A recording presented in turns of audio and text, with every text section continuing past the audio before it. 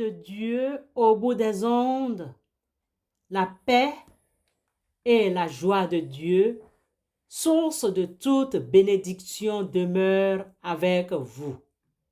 Marchez dans la reconnaissance et l'espérance. Amen.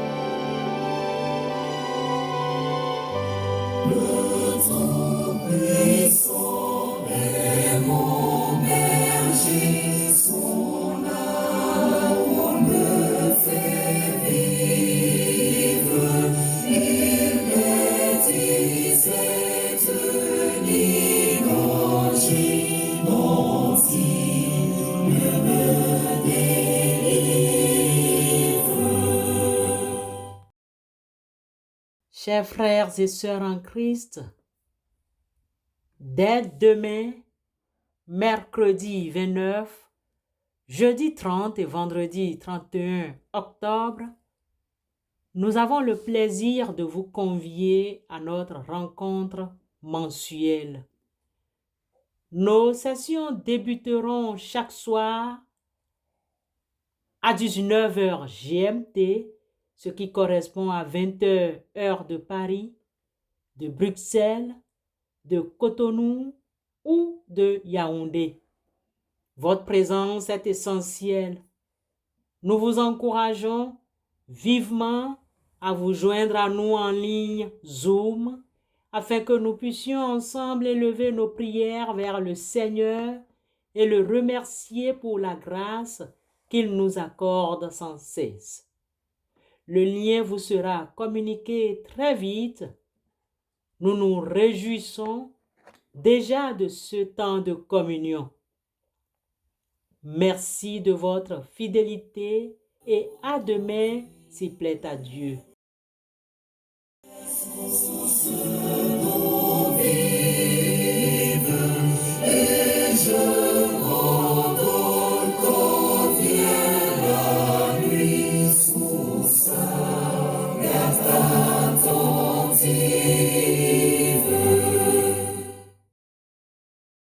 Nous aimerions aborder le concept de murmure ce matin. Dans le contexte des Écritures et en particulier dans le passage de Philippiens 2, 14 qui nous est proposé, le murmure a une signification bien plus profonde qu'une simple plainte. Le terme utilisé dans le Nouveau Testament a 3 explications. La première est l'expression d'un mécontentement à voix basse. C'est une plainte dissimulée, un grognement ou le fait de parler en secret entre personnes pour exprimer son insatisfaction. La deuxième est un manque de confiance en Dieu. C'est la signification théologique la plus importante. Dans l'Ancien Testament, l'exemple classique est celui du peuple d'Israël dans le désert qui murmurait contre Moïse et Aaron. Mais en réalité, leur plainte était dirigée contre Dieu lui-même. Exode chapitre 16, versets 7 et 8. Le murmure révèle l'oubli de la bonté passée de Dieu et le doute sur la capacité divine à pourvoir dans la situation présente. La troisième explication est une source de division et de corruption. Le murmure est souvent considéré comme un péché parce qu'il nuit à l'unité de la communauté. Il est contagieux et peut empoisonner l'esprit de plusieurs personnes, transformant une bonne action, comme le service, en une corvée accomplie avec amertume. Dans la première lettre de Paul aux Corinthiens chapitre 10, versets 10 et 11, l'apôtre Paul utilise l'exemple des Israélites pour avertir les Corinthiens et nous aujourd'hui. Ne murmurez point comme quelques-uns d'eux murmuraient et périrent par l'exterminateur. Ces choses leur sont arrivées pour servir d'exemple. 1 Corinthiens 10, versets 10 et 11. Ceci met en évidence que le murmure n'est pas une simple mauvaise humeur, mais une attitude intérieure de défiance qui peut avoir de graves conséquences spirituelles. Bien-aimés, le murmure dans la Bible n'est pas seulement le fait de se plaindre de manière audible. C'est l'expression d'un cœur insatisfait et ingrat qui s'élève contre les circonstances que Dieu permet, souvent en accusant indirectement sa providence ou son amour. Le murmure est donc perçu comme une remise en question de la souveraineté de Dieu et de sa bonté, même au milieu de ses bénédictions. L'exhortation à faire les choses sans murmure. Faites toutes choses sans murmure ni hésitation, afin que vous soyez irréprochables et purs, des enfants de Dieu, irrépréhensibles au milieu d'une génération perverse et corrompue, parmi lesquels vous brillez comme des flambeaux dans le monde. Philippiens chapitre 2, versets 14 et 15 est donc un appel à l'humilité, à la gratitude et à la pleine confiance en la souveraineté de Dieu, même dans les tâches difficiles ou ingrates. C'est le contraire du service rendu avec rancœur ou ressentiment. Que le Seigneur nous vienne en aide afin que nous puissions vivre et éviter le murmure. Amen.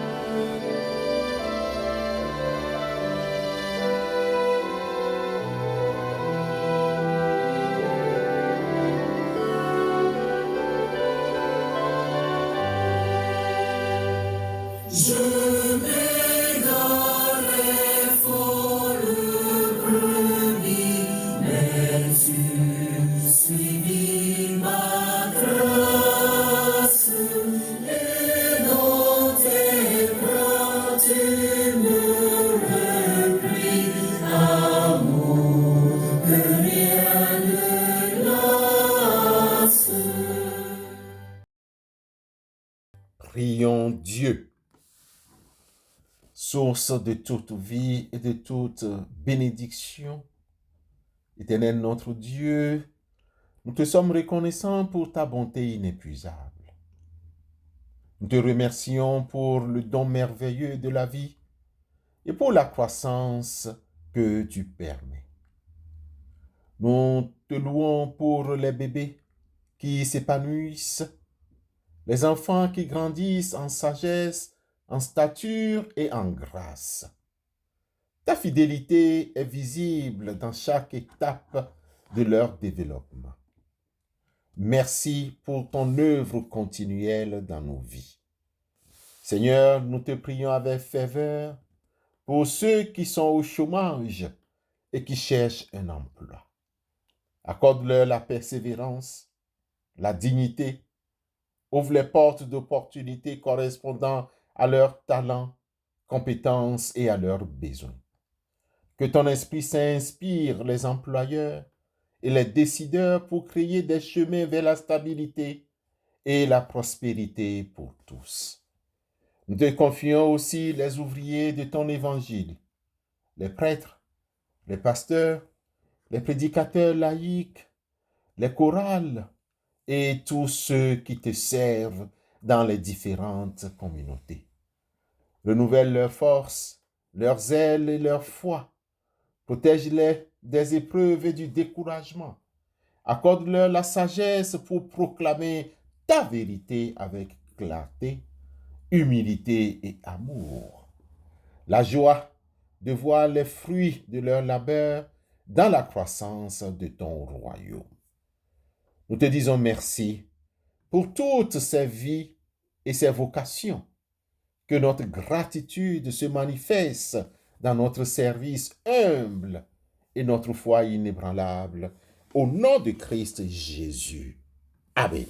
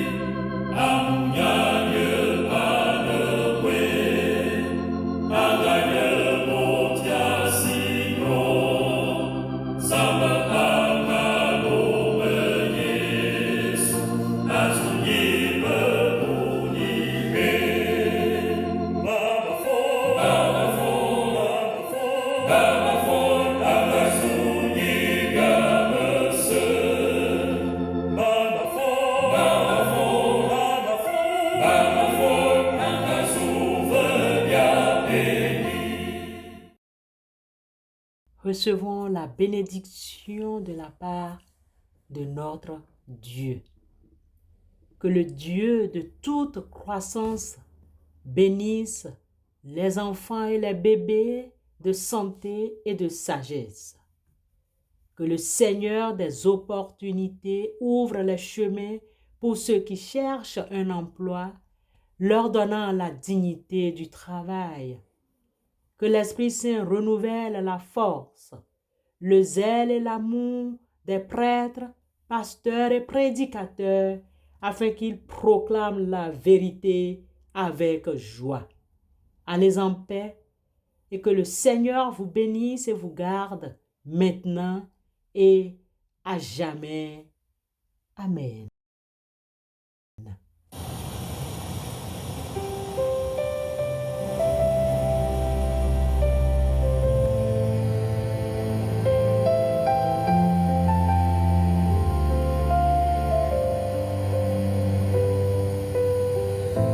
Je regarde le ciel, les étoiles, la mer, et je vois ta beauté dans la lumière. Chaque souffle que tu me donnes est un cadeau que je redonne. Dans le silence, tu es là, et mon cœur reconnaît ta voix. Je te dis merci, mon Dieu, si grand, pour ton amour, pour chaque instant. Tu m'as aimé dès le premier jour. Je chante en toi, mon seul recours. Quand je doute, tu restes fidèle. Tu m'appelles à lever les ailes. Tu me parles dans le vent léger, et mon cœur commence à t'aimer. Dans le silence, tu es là, et mon cœur